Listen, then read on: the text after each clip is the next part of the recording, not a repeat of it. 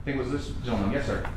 Jim Froelich, I'm from Gainesville, up the street. I've been a physician down at DuBet Medical Center for 30 years. And I do agree with you about big pharma, big equipment. Our medical industry is 20% of our gross national product. It's unsustainable.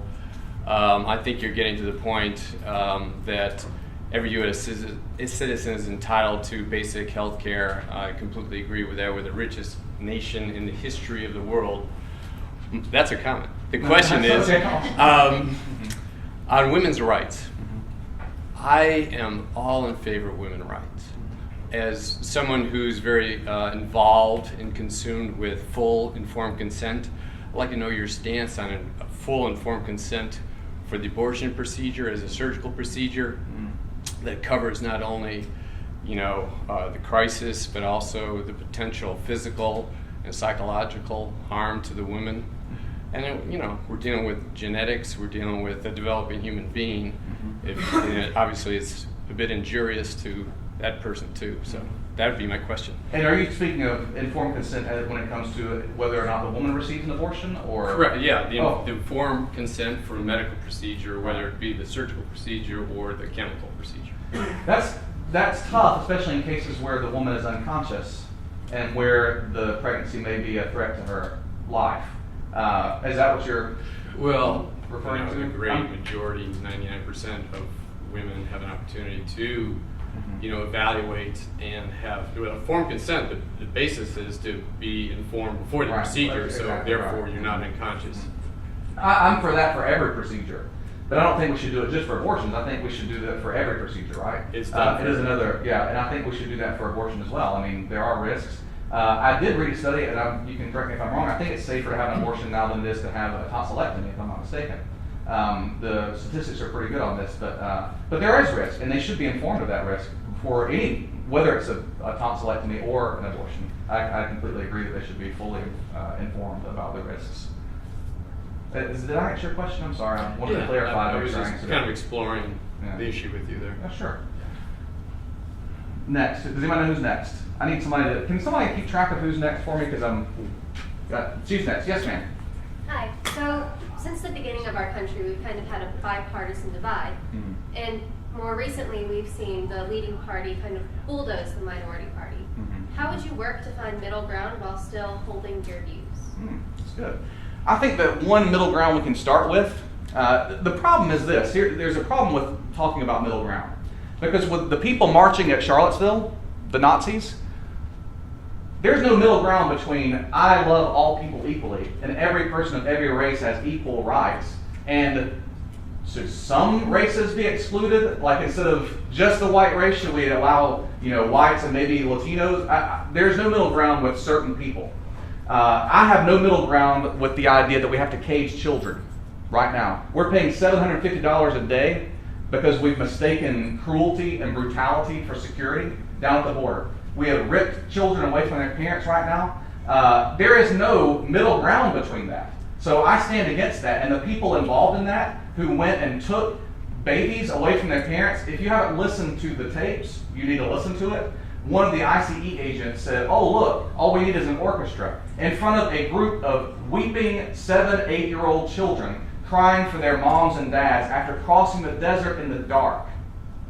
And then they were whisked away to put in a cage. Where are the small government conservatives in Congress? Number one, I don't have middle ground with some things. With other things like marijuana, why are conservatives not all coming together with progressives? This is an issue that is both conservative and progressive. We would have a better society if we decriminalized marijuana recreationally. Bill Clinton gets to joke about smoking marijuana and be president while there are black men sitting right here in our jail because they were carrying an ounce. That's fundamentally unjust. So I think we can find common ground on certain issues.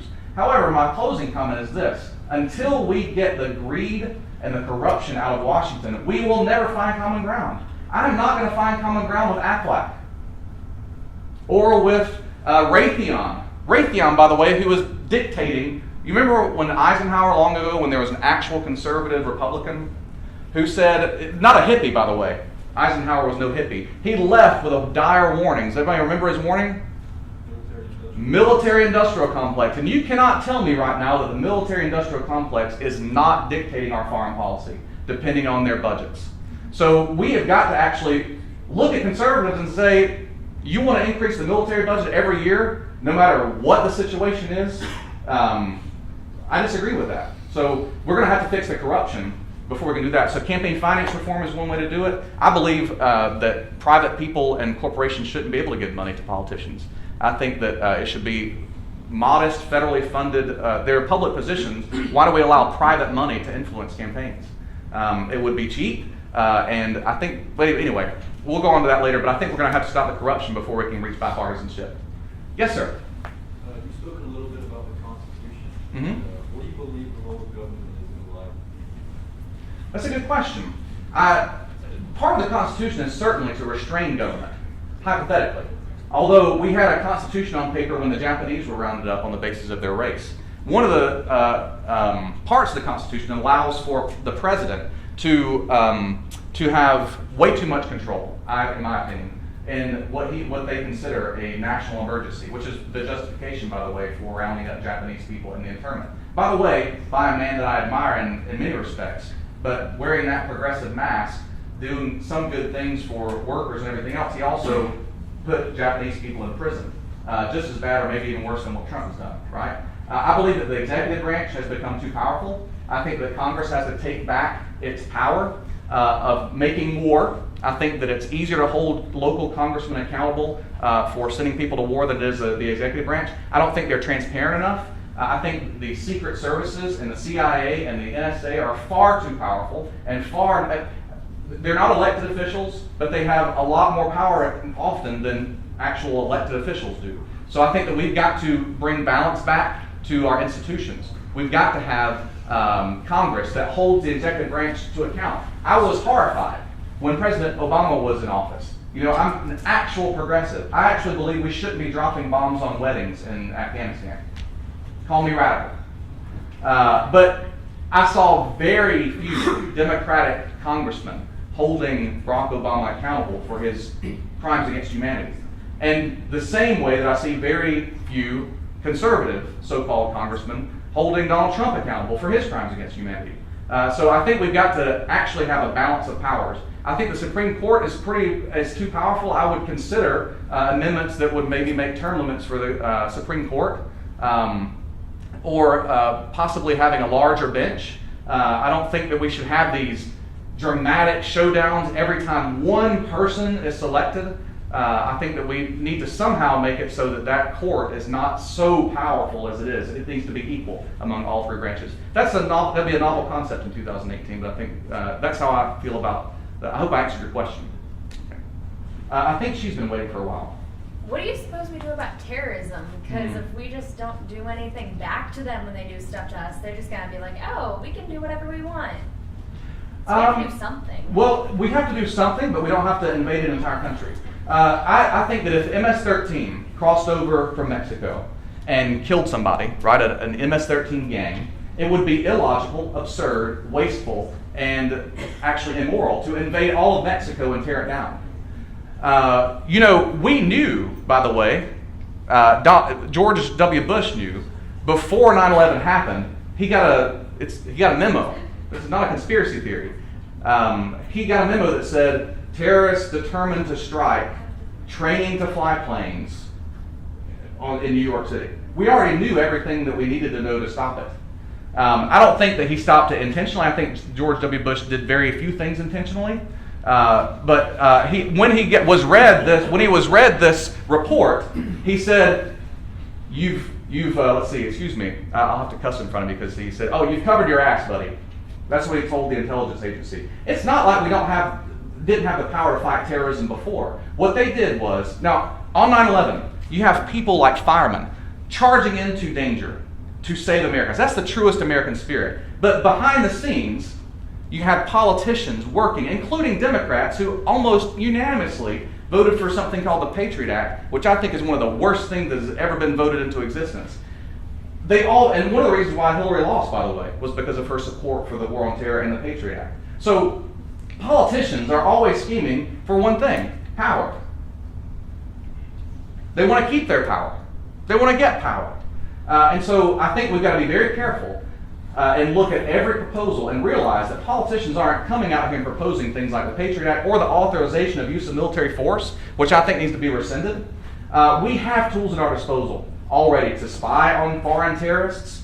They don't have the same protections that citizens have. If somebody was coming over here and spying on us and planning this, when we find out about it, we actually have the authorization book previous to that to actually do counter-espionage. So I don't think that we need to scrap the Constitution out of fear. Ben Franklin said it a long time ago. I'd rather be free than 100% secure, because you know what? 100% security is an illusion. So that's my view. I think that we do need to fight back against terrorists, but I don't think we need to invade an entire country of Afghanistan. Where did we find Osama bin Laden, by the way? Pakistan. That's the flaw with invading an entire country, and we're still there, because our goal, I thought, was to get bin Laden. But apparently that's not our goal. So I think that we've got to be reasoned. And if we're going to be patriotic and support the troops, at the very least, don't send them at the drop of a hat. There are troops dying every day because we can always afford war, but we can never seem to afford taking care of our veterans. Yes? I have a follow-up comment and question. So terrorism, like you mentioned, is an ideological warfare. So you can't attack an entire country based on one ideology within that country. So my follow-up question would be, do you see a way that the government could combat at-home terrorism? So terrorism that's born here, like white supremacy and groups such as that. Sure. I know that Antifa was recently added to the DOJ's watch list of possible terrorist groups or hate groups. I believe the Ku Klux Klan should be added to that list. I thought it was.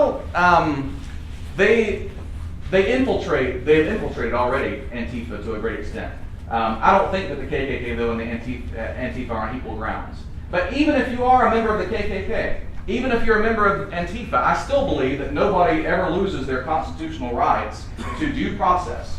So I would be against anything that would take away people's right to be in their home, minding their own businesses, until they cross that threshold to public life and organize for something violent. If we have more tips than ever on the internet now, by the way. So I do believe that the NSA does definitely need to track hate groups, and I do think that they need to be able to, if there's enough evidence of terroristic activity, I think that they do need to get a warrant and then go search them. We have plenty of power to do that already, but we're not fighting hate groups right now.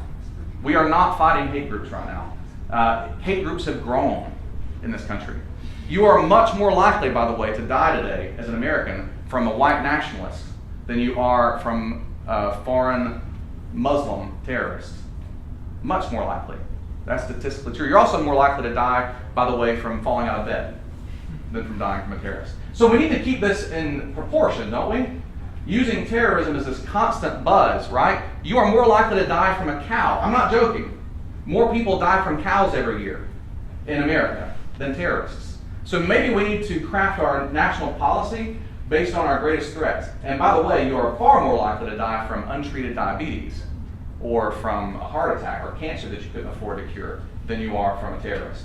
So if we're going to protect people from terrorism, we might want to start with cancer patients, which, by the way, I'll close on this and I'll accept other questions.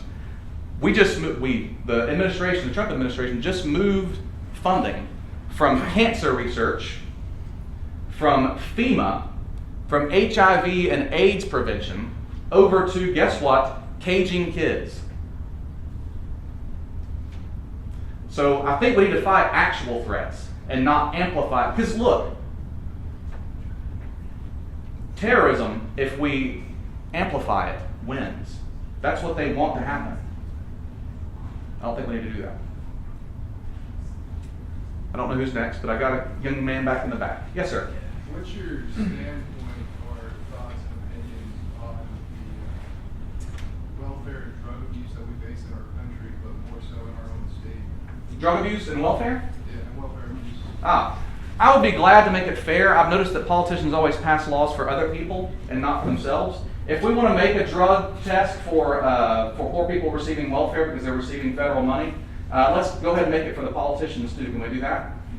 On the other hand, studies have I would at least respect them for being fair. Also, by the way, you can carry guns on campus. Remember the campus carry bill? Why was there no capital carry bill? Huh. I would be glad if we made an equal law to do drug testing for both welfare recipients and the welfare recipients sitting in Congress. By the way, who have a pension after 5 years. They have health care paid for by you and me. They really hate socialism until they get up there. So let's go ahead and, if we're going to cut welfare, let's attach it to cutting congressmen's pay. They currently make about twice or 3 times the median pay for Americans. Let's go ahead and cut their pay because that's wasteful spending. Can we start at the top? That's all I ask. If you make this policy down here, let's start up here. Now, as for welfare abuse, from the statistics that I've studied, there is infinitesimally small amounts of welfare abuse. Go and volunteer. I challenge you. If anybody that really thinks that people out here are abusing a generous welfare system, please go to a poor neighborhood. I challenge you. Go to a poor neighborhood, follow a family for the day, and see how they live. And then tell me whether any person would sign up to abuse welfare like that. If you see it, you should report it because it should be illegal. But we shouldn't end any program just because some people abuse it. Then we'd have to end corporations and banks and universities. A whole system shouldn't be deleted just because of a few bad actors. But we should work to lessen it as long as we don't spend so much money on tracking it that we actually lose money, right? What do you think? Oh, well, I'll go on to drug abuse after that.